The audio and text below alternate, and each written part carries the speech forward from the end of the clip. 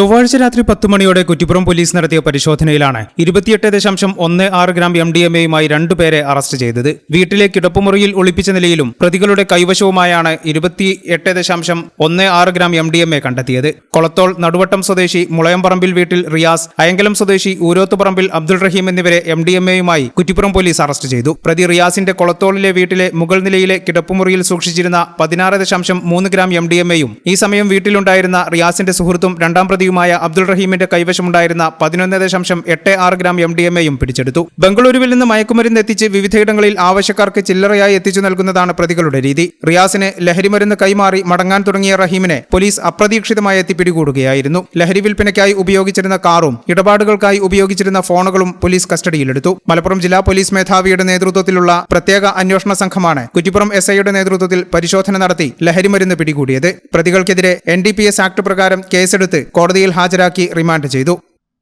ഈ channel news Kuttippuram. നടക്കാവിൽ hospital building, Valanchery, Malappuram. Phone number 049420840110 7034071111.